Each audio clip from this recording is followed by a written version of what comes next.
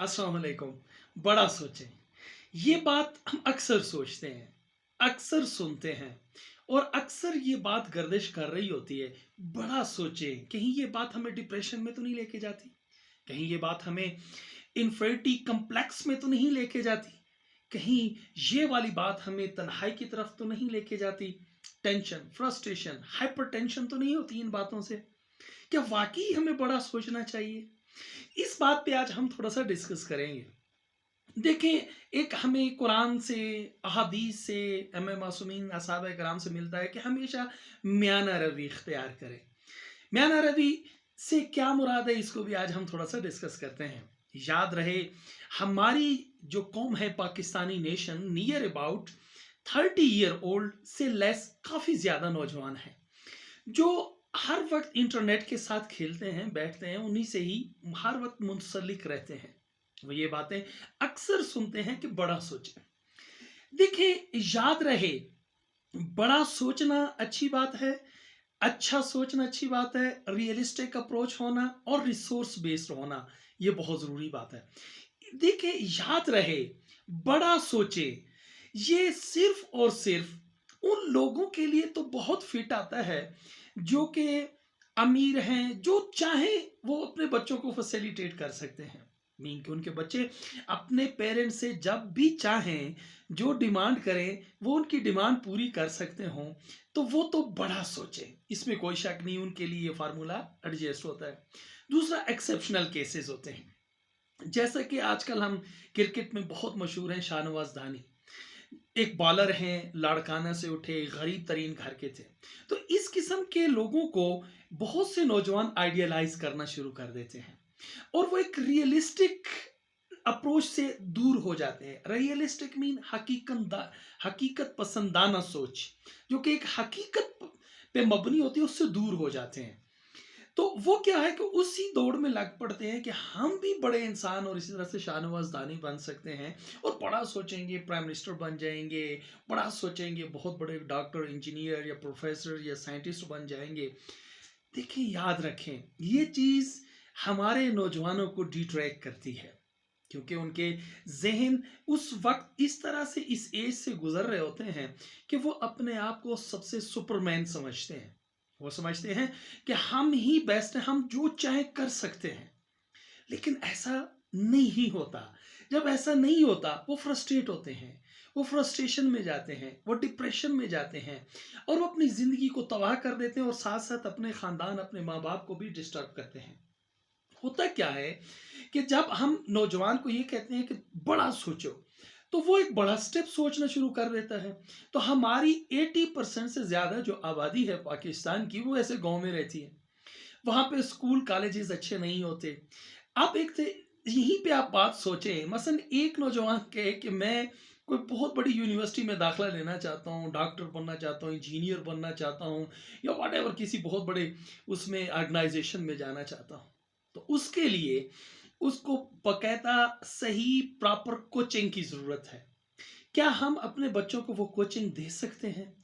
मसलन अपने घर का खर्चा नहीं उठा सकता एक आदमी, तो वो अपने बच्चों को क्या उस लेवल की कोचिंग दे पाएगा?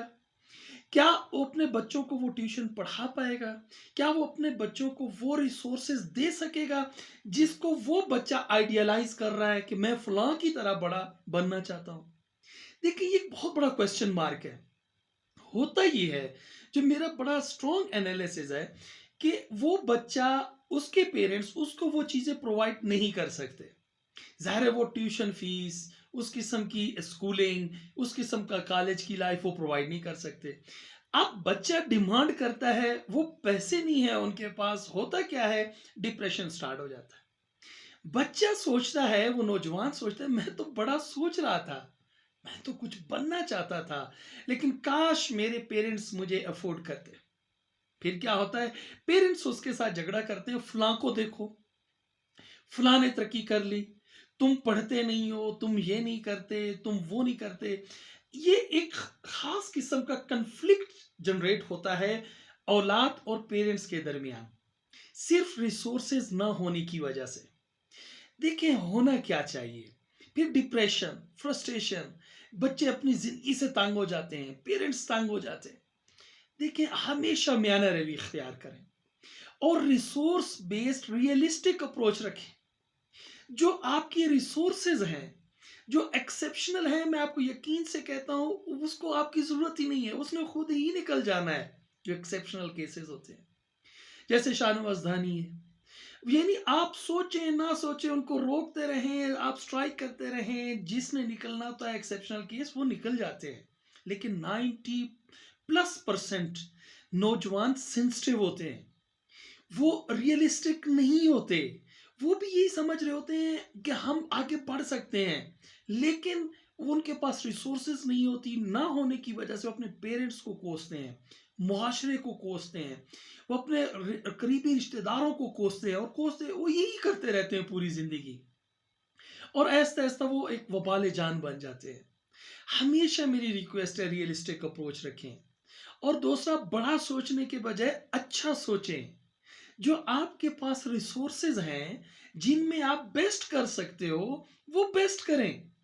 देखिए एक्सेप्शनल केस ने खुद ब खुद निकल ही जाना है, वो तो निकल ही जाएगा।